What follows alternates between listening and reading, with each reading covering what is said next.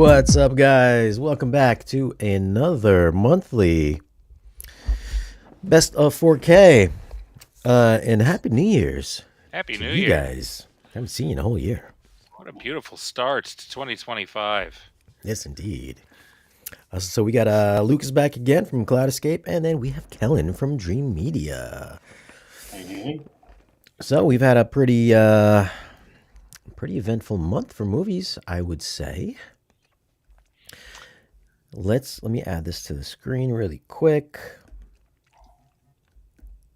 Boom, boom, boom. Switches around. I think Kellen has actually watched more movies than I have this month. Wow. Oh, Kellen stepping up to the plate. We love to see it. Yeah, the week of Christmas, I was able to knock out quite a few, but was able to watch a few movies. Absolutely.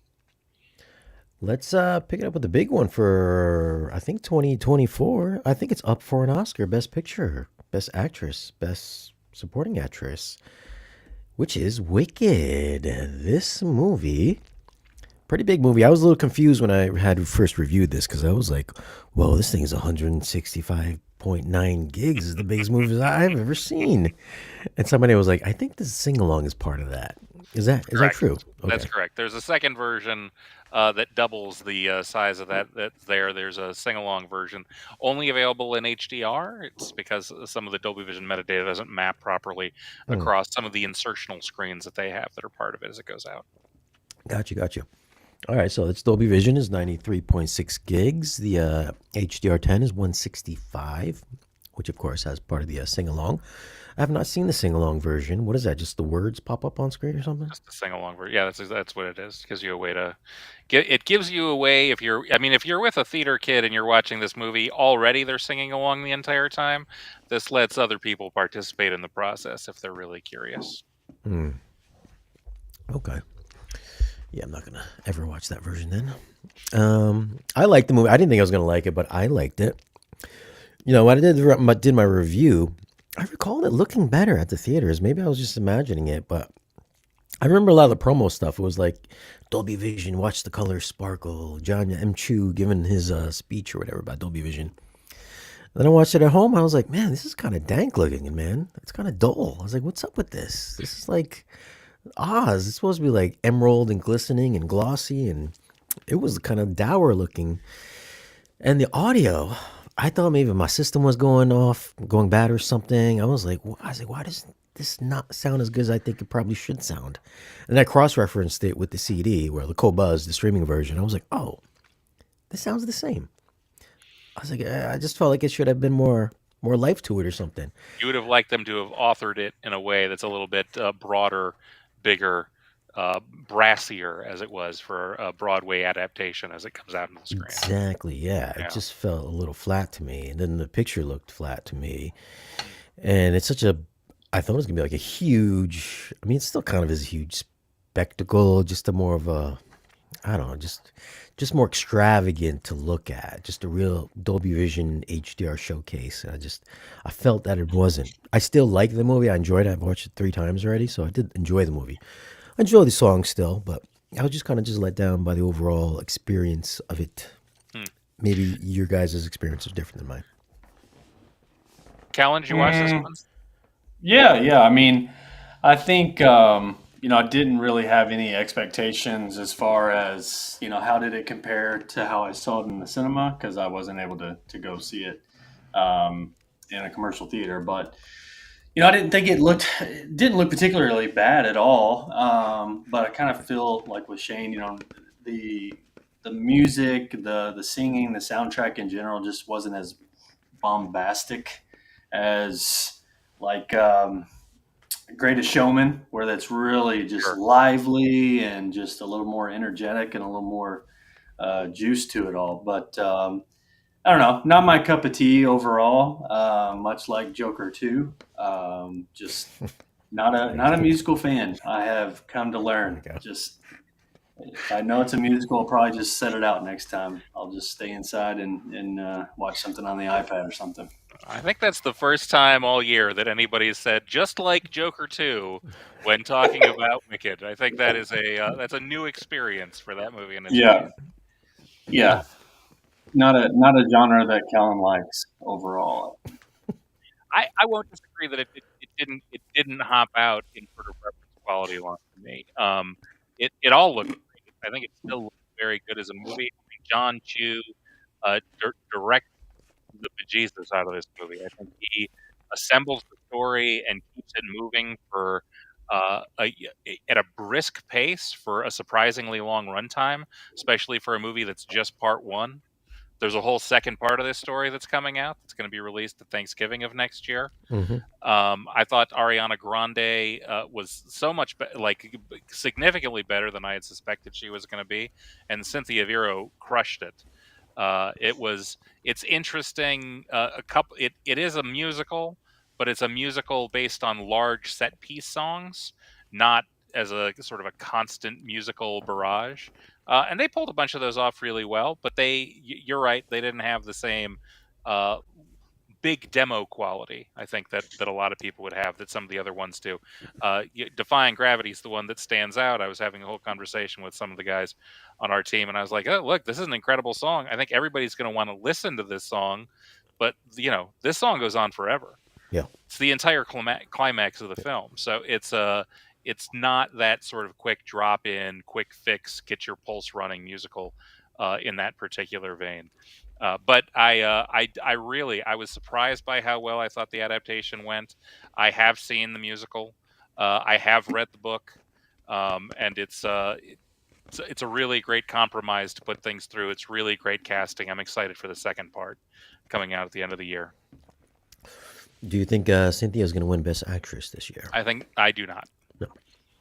I do not. I think Ariana's got a puncher's chance in the supporting actress category, but I think there's some bigger names that'll make it harder for her in that particular field. But I think if she wins it, she deserved it. I thought she absolutely crushed it with this part. Did you, speaking of musicals, Kellen, did you watch Amelia Perez? No. Do Did what you? now? Sorry. You were talking about bad musicals. Yeah, I mean, this is a musical. This is by an incredible French director for that service that put together really interesting. I just didn't. There's one catchy song in the entire piece. There's one song that works. I think is a big set piece, and I think that's hard. I think musicals have an expectation to have a toe tapping quality, and I think we get the one big showcase feature that that the real lead, the lawyer, puts on when she's going from table to table and she has her extended rap sequence. But she's extraordinary in that piece. That's the one musical number that I think caught fire. But a lot of the music, it's great. It's resonant with its message. It communicates its message extraordinarily clearly. Some very good performances. I thought Selena Gomez was very good in that film. But yeah, that one did not hit all the marks for me.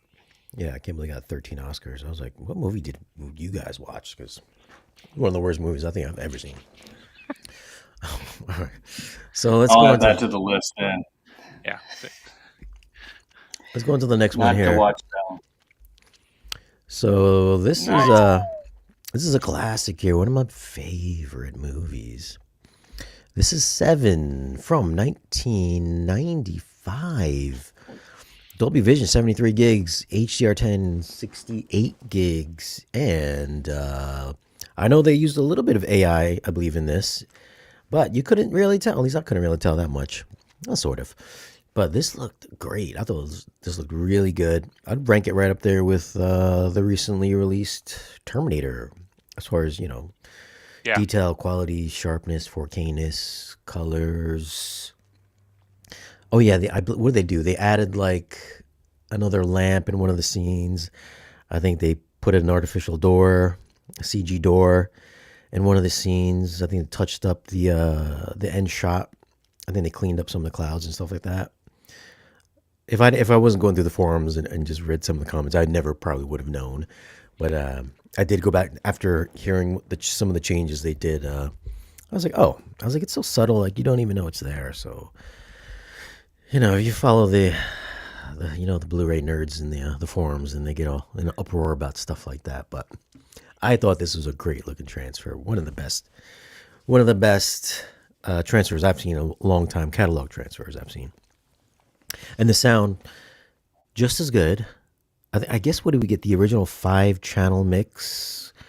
The Blu-rays were in 7 channels, which I thought was a pretty. I don't know. Some guys are really happy about the 5-channel mix. I went and listened to the 7-channel mix. Clearly, there's just more atmosphere in the 7-channel mix. Not that you can't Neural X up mix it, but I thought that was kind of a weird choice. But I guess there were problems with the 7-channel mix, dialogue-wise or something. Well, and I think they stretched it up in order to make the 7-channel. I think that's one of the differences. I don't think that was necessarily a master transfer as it came in.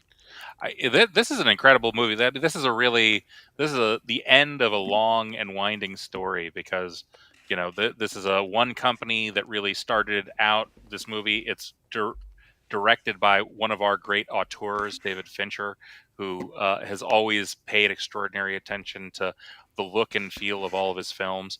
And there's been multiple releases of this that came out, and I think the sense is that some of the people that are behind it, I won't speak for David Fincher, that they never quite got it right the way that they wanted to. There was a degree to which the blacks didn't represent the blacks that they wanted, or there was blue levels that didn't hit blue levels that they wanted. And I think it's great to see a version that comes out that goes through the remastering process that lets them get things in a deeper, richer color space, and actually to get a movie set into the way that they want. Whenever you do that, I think whenever you go back to revisit, there's little tweaks that people are making in the final edit for things that they like as an idea. Those are the things that the wonderful, attentive Blu-ray fanatics that you're referring to, Shane, will call out, and they will be, they will be small peas under many mattresses that will disturb their sleep on the movie because they don't match their experience of it in their minds. But that's great. I love having people that are paying that much attention. It means that they're really studying and loving the picture. And I think those people also are still looking at the film and seeing, wow, like this is what we want. We wanted a movie that we love, that's a grimdark classic. I mean, Shane, really, between Joker 2 and this, really, your grimdark fandom is really shining through. That lets them kind of have their wonderful bleak movie watching experience in all of its cinematic glory. Because the one thing, every shot in this movie is cinematic. Fincher moves this camera like a perfect dance partner for every scene. It's truly a beautiful film to watch.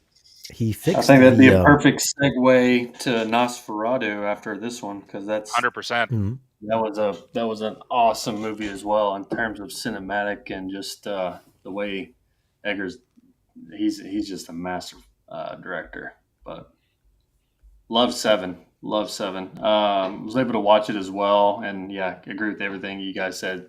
Never sound wise, I'd have to really go back and try to recall how it compares. But in terms of how it looks, it's never looked better. That's for sure. Well, and if you pull it away from comparison, how does it sound on its own?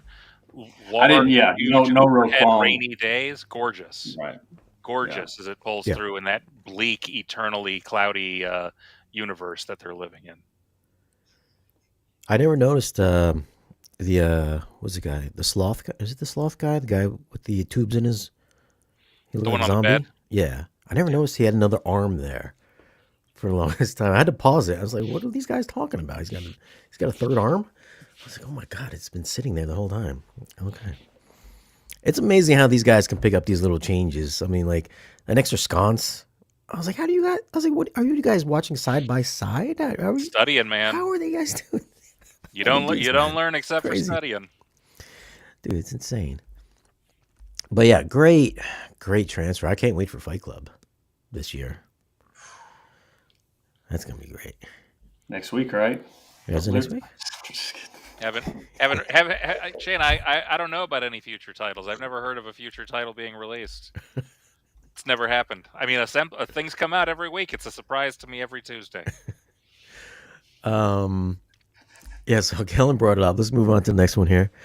I didn't get to see this one because I ran out of money. So oh, buddy, this is in your wheelhouse. This is directly there. Well, listen, I saw it at the theaters. I didn't see it at home, so I can't speak on the. Then you know exactly what it looks like on your Kaleidoscape, assuming that you saw it in a good theater.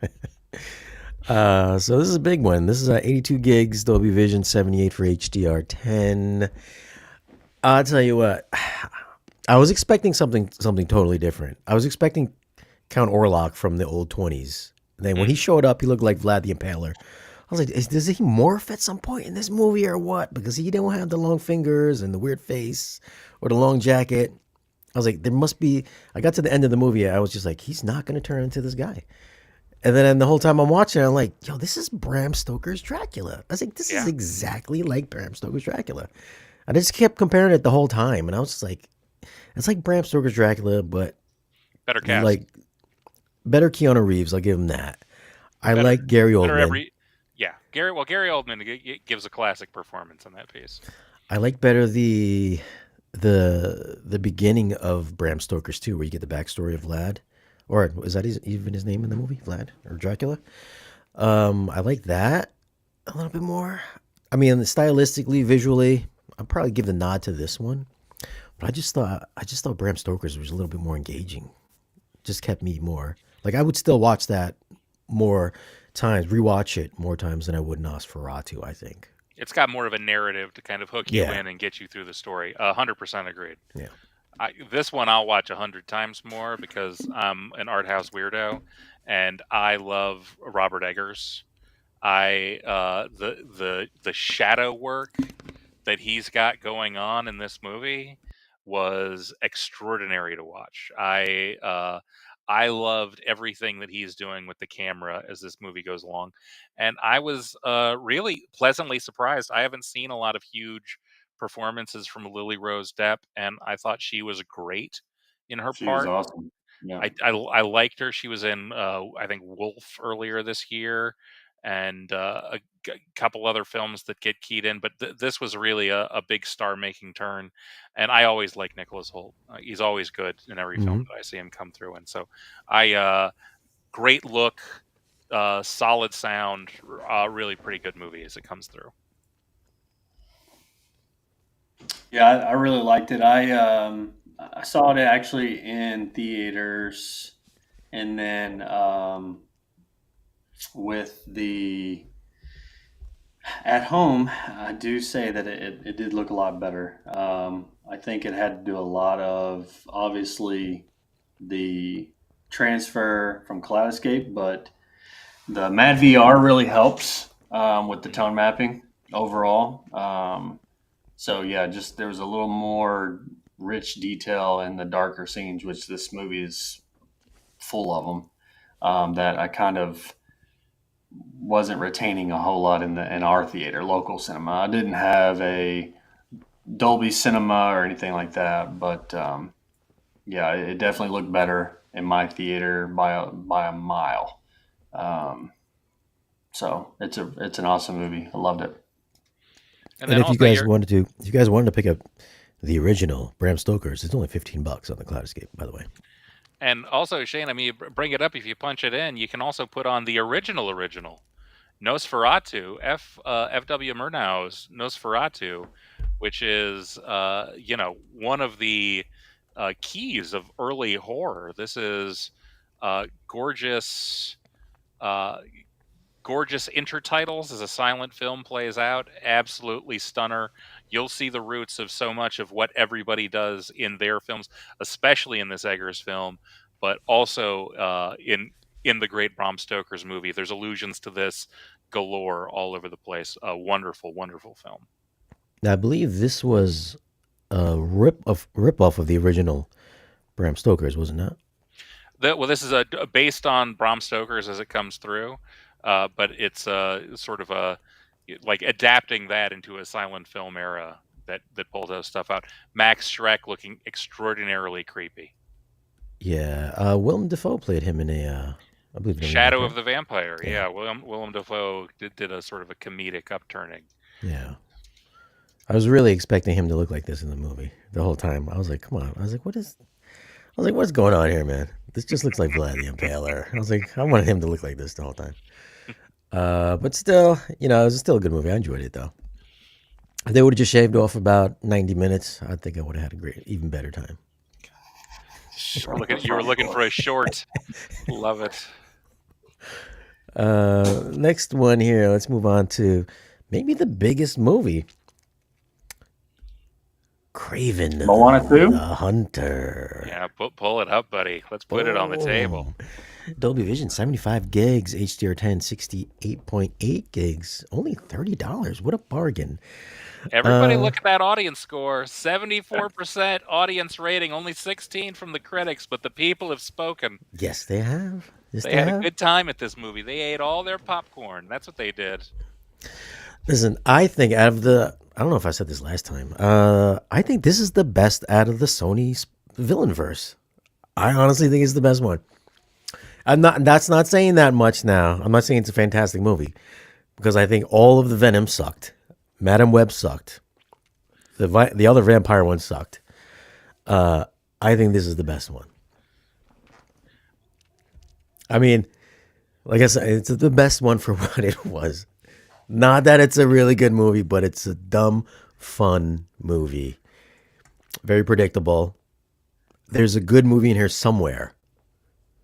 But out of all these Sony ones, this is the best one. Shane, look, I won't stand for Venom slander on this podcast. There's no way you can talk down a movie that is gloriously ridiculous in every way, shape, and form that Venom is.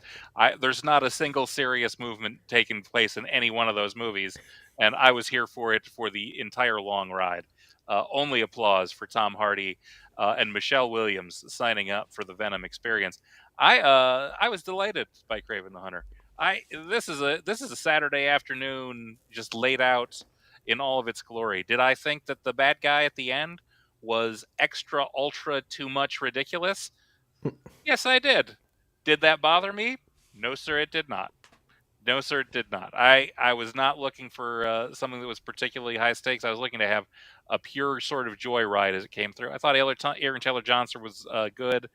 J.C. Chandler, who really is mostly known for things that are much more highfalutin than this as it comes through. All Is Lost, the Robert Redford film, and Margin Call, which was a very good movie. Interesting to see them kind of take a big swing into this particular arena. I don't think Craven, based on the experience at the box office went, will be coming back unless it's as an assemblage that they put to pull people together for a last haul. But I thought they had a delightful time putting it together. Did not see this. However, I did go calibrate a customer system, and this was one of the demo scenes from this movie that he chose. Was the I guess maybe the young Craven is out in the field where all the buffalo run past him, or Oh yeah. so that was just a scene where he had remembered. I guess there was some good audio, and yeah. I'll have to definitely go back and watch it. Just I wasn't able to over the past couple weeks on this one. I'd probably put. I think I'd put Venom 2 as my second favorite in the villain verse. I did like Carnage. That's the one with Carnage. Yeah. Yeah. There's a little bit more structure on that one. It's way too crazy in the third one.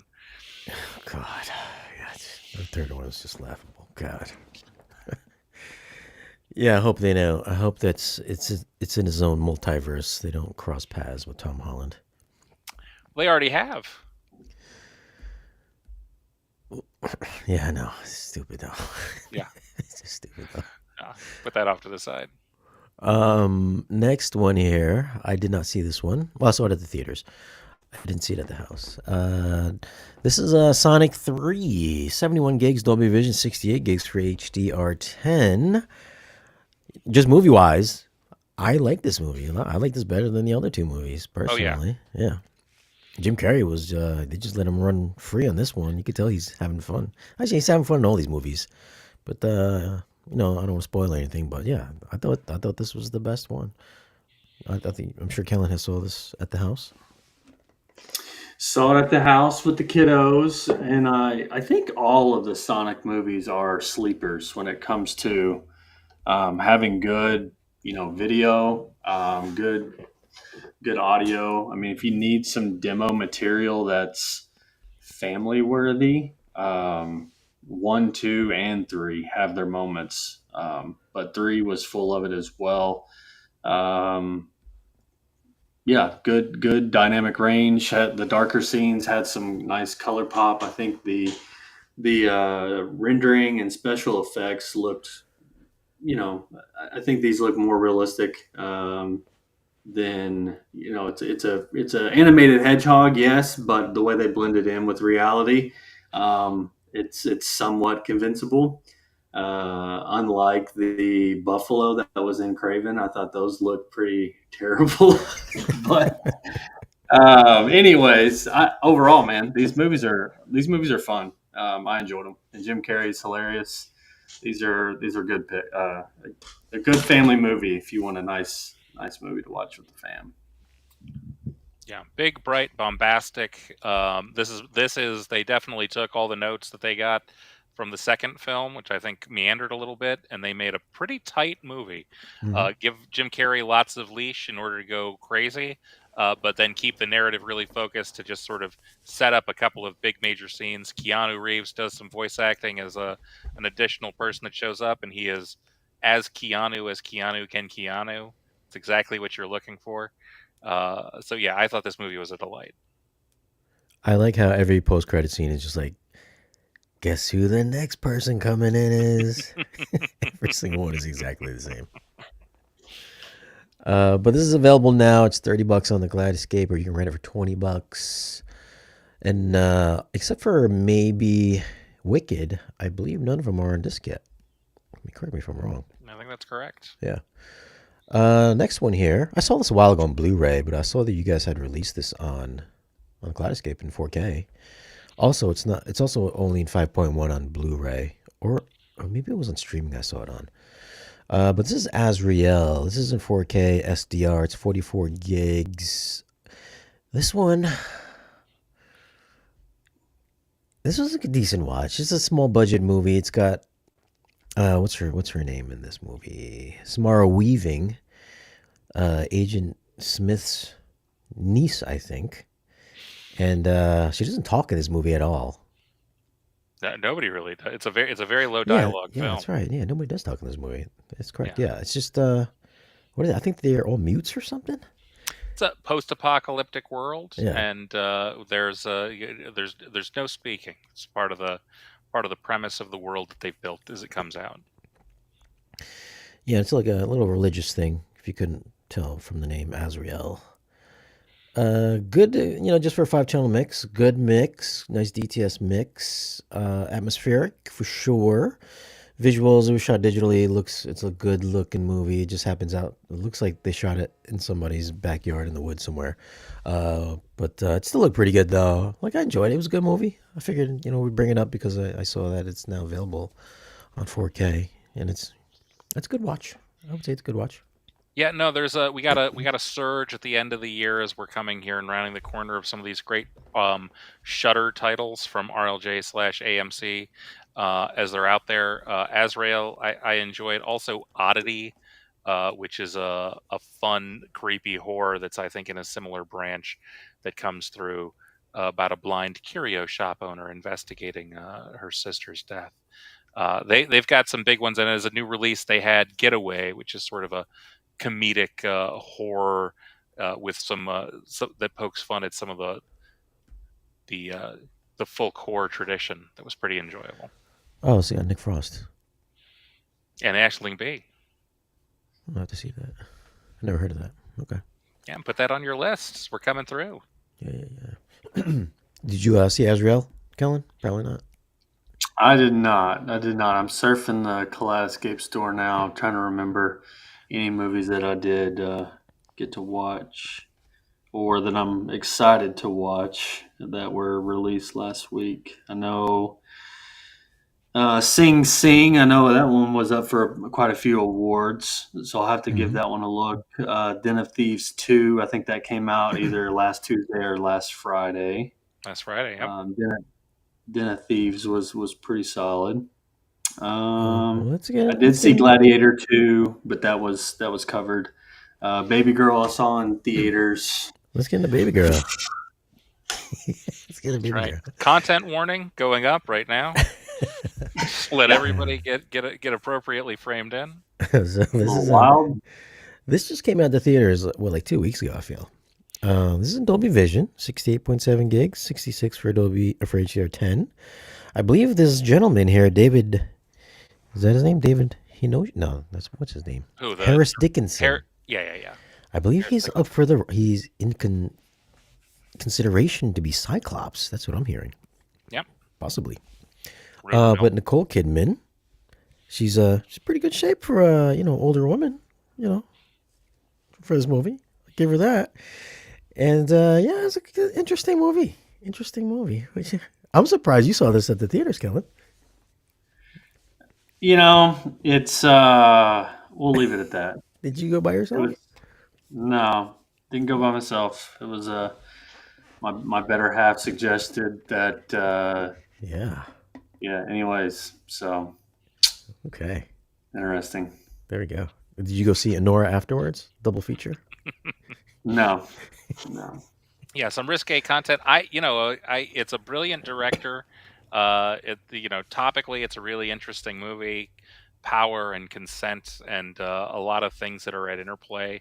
That I think she does a really incredible job highlighting, and I think it's one of those performances similar to Mikey Madison in Anora that Nicole Kidman goes all out in this movie. Yeah. She is totally, I mean, and not just in like there's a degree of nudity which plays into the film, but really it's a very raw emotional experience that she's leaning into, and yeah, pretty interesting. This is sort of, it's not for everybody. I think you get that same caveat you would put out there when people were drawn in to see Eyes Wide Shut that maybe weren't necessarily ready for some of the material they were going to see, but they saw Tom and Nicole were in that movie.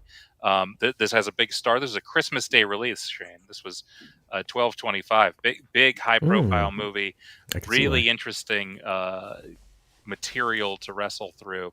That's pretty interesting about somebody who gets caught up in something passionate that's kind of feeding something they need in their lives, but it upends the rest of their world. It's really well played out, I thought. Yeah, it was a good movie. I mean, we've seen it before. It's like, falls in love with your underling and you're a big CEO of a company. What do you think is going to happen? Yeah, good movie. Still a good movie. But since we're on the topic of Baby Girl, we brought up Anora. I also watched this one as well. This is Queer, starring Daniel Craig, our last James Bond. This is in Dolby Vision, also Dolby Atmos too. I mean, not much going on in the Atmos area, but it's there. And then 76 gigs for HDR10. So he plays is he like a cop or detective in this movie or something? Well, he's William S. Burroughs. This is based on William S. Burroughs, the famous writer who's behind Naked Lunch and things like that. This is from one of his memoirish stories. He's a writer that goes there that flees down to Mexico City because he's got he's on his way to being caught with some drugs, and he's living with a group of expatriates out in Mexico City, and while he's there, sort of experiencing their hedonistic lifestyle, he starts to fall for a young man that's down there. Yes, indeed. Okay, so this is like true story. Well, I mean, as much as William S. Burroughs makes anything true, he's an extraordinary writer, beautiful, fluid language. This was a great piece, but I think always elements of exaggeration and creativity. Yeah, very sexually artsy movie. I'll give it that. Yeah, actually, I think this might even have been just a novella that he wrote. I'm catching myself out on this, but Burroughs writes that sort of very deeply personal point of view as an eye. He's been playing a lot of more flamboyant characters lately, Daniel Craig. Mm-hmm. I will say that. Interesting. I mean, he must have been tired of playing Bond, masculine Bond. He's going total opposite. And I was just like, this is way more graphic. Well, a little bit more graphic than I thought it was going to be when I clicked on it. And I was just like, what is this going on in this movie? But it's artsy, it's a good looking movie for sure. Especially, where are they, in Miami, Havana or something like that? They're in Mexico, I think. Mexico City is what it says in the description. Yeah. But yeah, it's okay. Yeah, it's okay movie, decent movie. Yeah, good performance. Did he get Yeah, nominated? I I don't. couldn't remember if he ended up on the Oscar shortlist. I don't think so. Not that I recall. I know the Brutalist is on there. Yeah, no, he did. He did. He did. He was the Golden Globes, yes, but not for this. Yeah. Next one here just came out last week, I think, is Den of Thieves 2 Pantera. 87.5 gigs Dolby Vision, 77 gigs HDR10. Nothing like the first movie. Not, I mean, except for the whole bank heist thing. Nothing like the first. The first movie was a straight up rip off of Heat. So if Heat was a 10, Den of Thieves 1 would be like 6.5. A lot of the action beats were exactly the same. The music was even the same in the first Den of Thieves. If you were to compare it to Heat, this one was so boring. It was just bad. There's like no action in it. It was just bad. It was just them planning for the heist during the entire movie, and it was just like not good. You were I don't. not for you, Shane. That's what you're saying. This is not a movie you're This, putting on your list. I mean, if you're going from part one to part two, you're expecting the same as part one. No, I was hoping it was going to be like going from Fast and Furious 1 and jumping all the way to Fast and Furious 5, but it's nothing like that. It's a huge leap. Yeah, Well, it's like the Fast and Furious movies. I think it's like it's reverse Fast wandering as it Furious. goes through. It's That's like if you great. go to Fast and Furious 9 all the way back to 1. I guess that's kind of what it would be like. Well, one was great. I don't. So that's praise that you're giving it now, Shane. Fast and Furious 1. That was a standout. What are you doing? Yeah, no, this is not Kellen, a did you winner. see this one? I did not. No. And judging by the Shane's comments, I don't know if it'll be high on my list to go see anytime soon. I like a high. I wasn't like Den of Thieves one was like, oh my gosh, that was one of the best action movies or movies that I'd ever seen. So it's not like I'm just dying to see Den of Thieves two, but um, there may be a time where I'm bored and need to watch a movie, so this might pop up. Saturday But afternoon at the movies, Kellen. That's what we're talking about. You go to a Saturday afternoon at the movies. You want to relax and eat your popcorn. Oh yeah, There's a big heist. They're running around. it's not There's even bad big. guys and double crosses. These are the things that we're looking for when we're just kind of settling in for a night at the movies. Yeah, if you're bored, don't go watch a boring movie. It's a bad choice.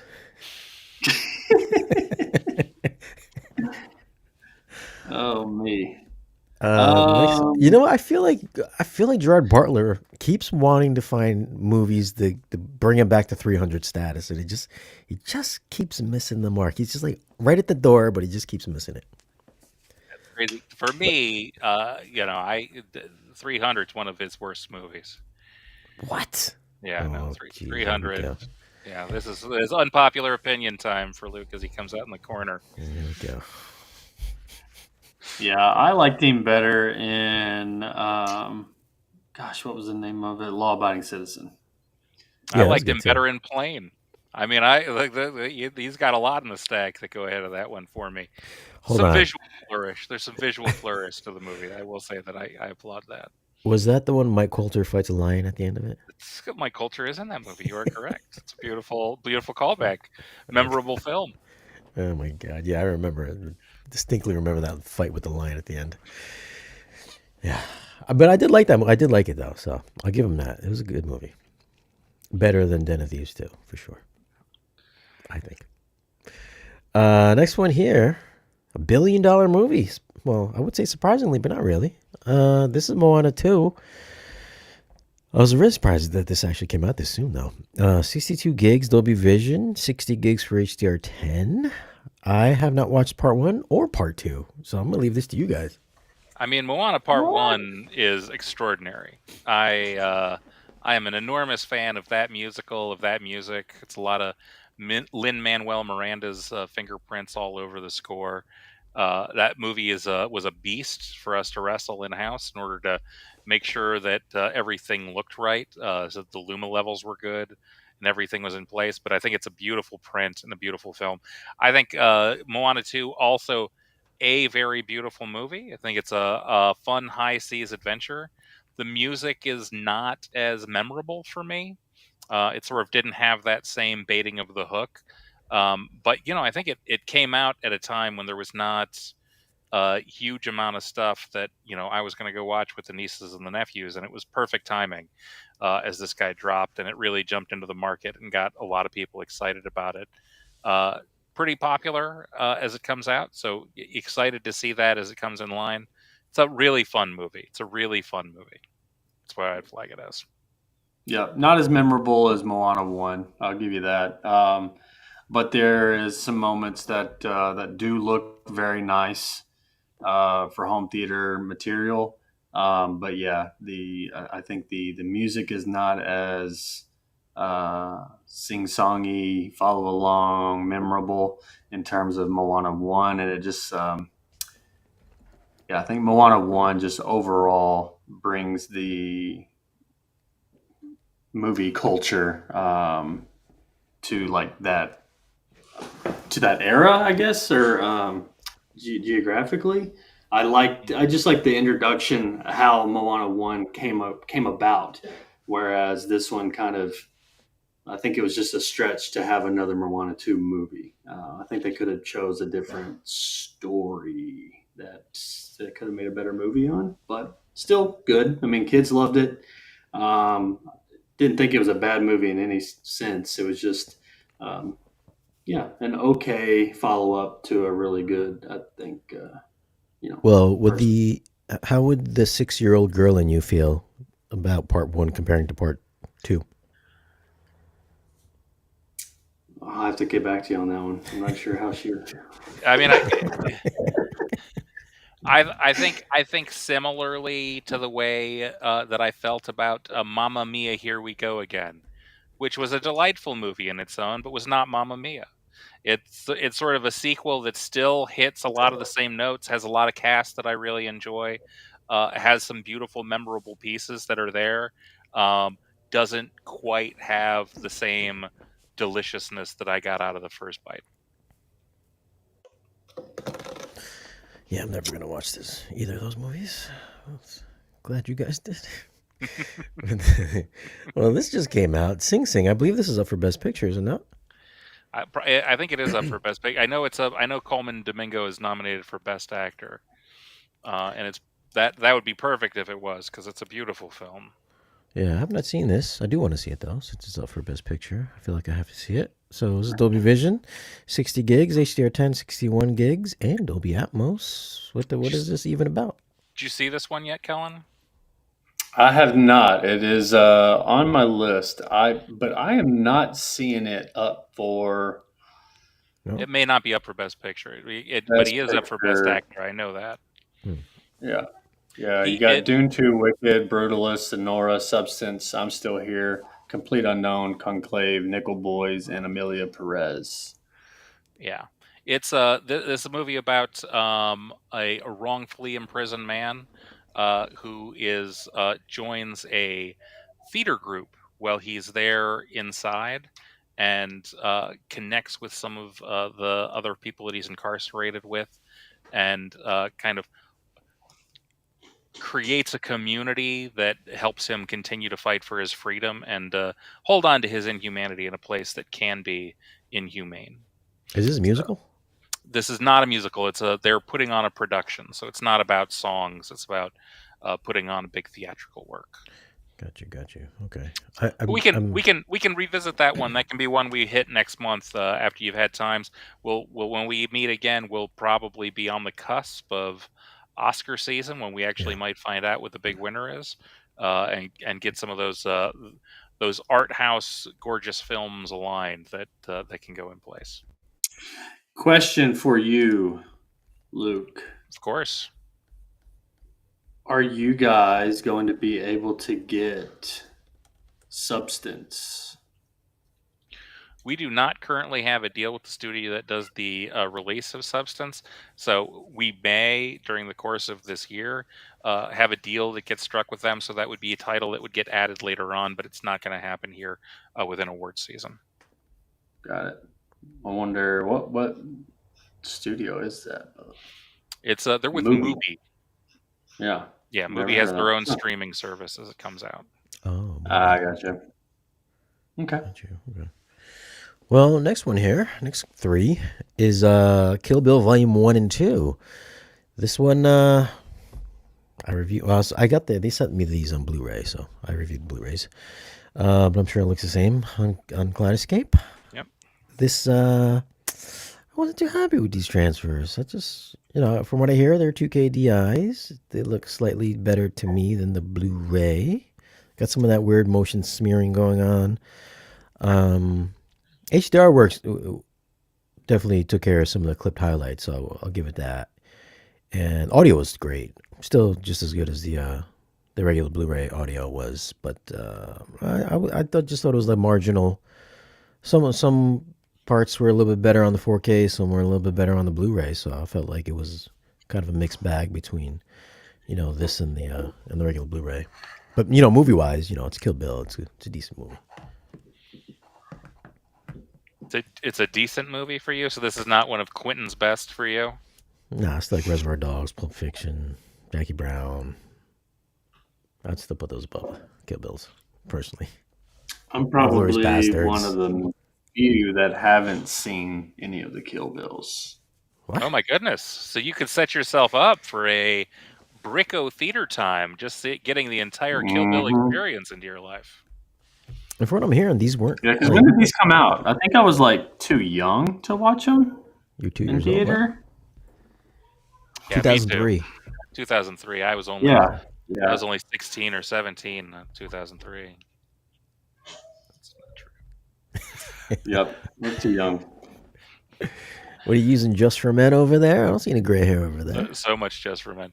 No, I'm really glad that we got a 4K release of these titles, just because I like to see them going back and treating these films. I love these films from a content perspective.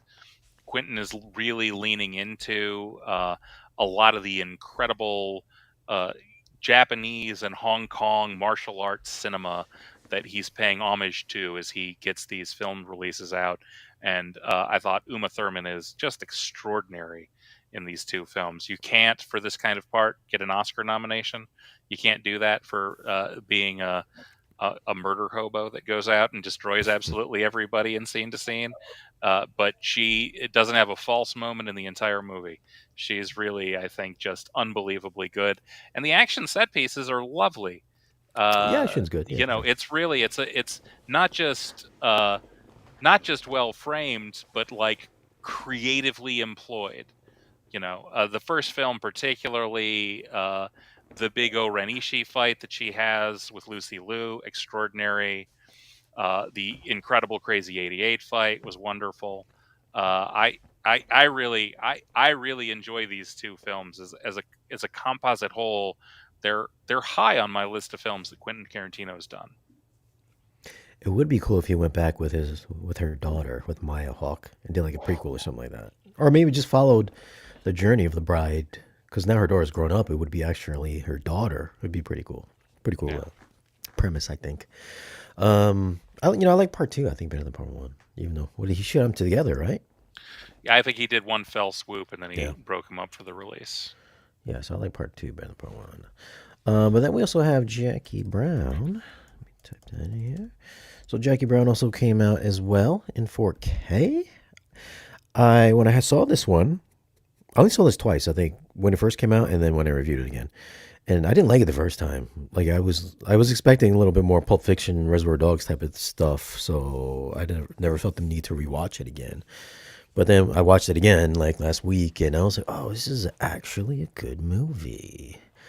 Young De Niro. It's weird how much De Niro had aged between Heat and Jackie Brown. I mean, he was like young, svelte bank robber in Heat, and you go to Jackie Brown, he looks like he's already old. I was like, wait a minute, when did this come out, man? Bridget Fonda, woof. All right, that's what I'm talking about. I don't know what happened to her. She just disappeared from Hollywood. She just hasn't been in anything, I think, since Jackie Brown. But this is in Dolby Vision, HDR10, 77 gigs, 86 gigs, and this was clearly they went back and just did a fresh remaster on this 4K transfer. It's got a 4K DI. I mean, this looks like a movie clearly shot recently, but much better looking than I think any of the Kill Bills were. This is right up there. I put this up there with Pulp Fiction and Reservoir Dogs as far as like detail and all that. So, I mean, if we're talking just visual experience, H Star was great. It's a colorful movie, not like Aquaman, but there's a lot more colors in this than some of his other stuff. And I just think this is a great looking transfer. Definitely one to buy on 4K, especially if you haven't seen it in a while.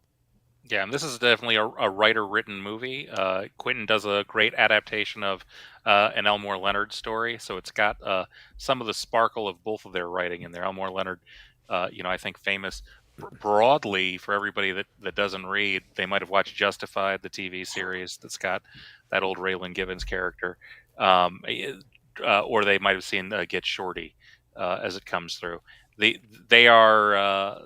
It's a wonderfully written film. I think Pam Grier is spectacular in it. Yeah, really enjoy this one. Really enjoy this one. I have not seen this one, so I'll have to add it to the list. What's going on here? He's only had like 9 movies. You missed 3 of them. You missed a third of his movies. I know, man. I was. When did this one come out? In '97. So yeah, I was 6 years old, man. Yeah, the dark period. And this is almost, what do we have left? We've got to do, if he does the Grindhouse movies in a 4K remaster, if he does a Django 4K remaster, yeah, Django. If he has a Hateful Eight 4K remaster, then I think that was the first Tarantino movie I saw was Hateful Eight, and that was a pretty sweet movie. Yeah, that'll be it. If he does those, if he goes back, does that big 70mm print, get some gorgeous version of the Hateful Eight put out, that would be fantastic. And then he'd have his big collection out in 4K, which this is a huge push. I mean, you just think about it. It was just 2 years ago, nothing. Yeah. And they've been pretty aggressive about getting better 4K releases out there for him, which is great because that's the future leaning that we want to get into. Yes, indeed. I think that's all the big ones that came out last month. I mean, there's one you missed. I can't believe. I don't know why or how you could have skipped over it. What was that? It's new to the store within the last couple of months. Paddington. Did we not talk about this? Paddington in 4K, finally at last, one of the great movies. Well, I haven't seen it. Not as good as Paddington 2. I'll put that caveat out there, but that's kind of like saying, hey, not every movie can be Citizen Kane. Masterpiece. Another masterpiece, a spectacular film. I'm here to continue to stump for the Paddington franchise. Nothing but winners. Very excited for the third Paddington movie coming soon to the theaters for all of us. Paddington in Peru. I mean, from what Nick Cage says, is one of the best movies ever, or the best movie ever made. Paddington 2 is an absolute stunner. Yeah, I haven't seen it. I've been meaning to see it, but I'm just like, pick up your feet, buddy. Come on. Okay. But that's it for the month, man. That's it for the month. I am looking forward to next month. What's good coming up? What's coming up this tomorrow? Oh, Mufasa's on pre-order already. Okay. Wolfman. We got Wolfman coming up. Better Man, September 5th. Flight Risk. I heard this was just horribly bad, but I want to see it still. And then Mufasa's slowly gaining at the box office. I think it just hit 600 million. Like quietly hit 600 million.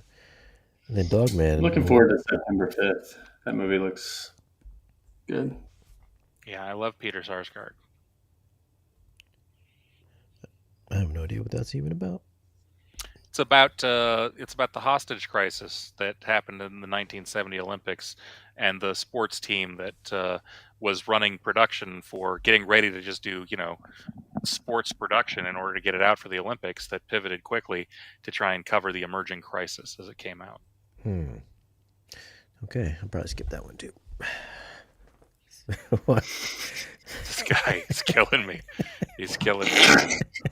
The one I'm really curious to get your feedback on as we come into the next month, Shane, as it comes out later on this month, is a Better Man, which is such an interesting movie to me.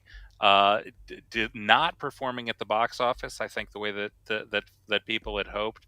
Had a pretty powerful press tour that they put out there, but that hasn't changed them. but I can't find a person. I haven't seen it yet, and I can't find a person Yeah. that's seen it that didn't really enjoy it.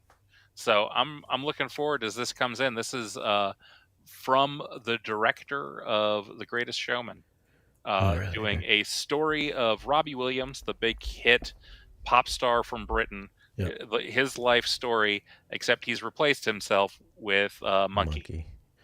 I don't think anybody. Well, I'm sure some people know him probably in like the UK, but I don't think he's like well known in the US. He's had like what, one or two big songs that kind of crossed over. Yeah.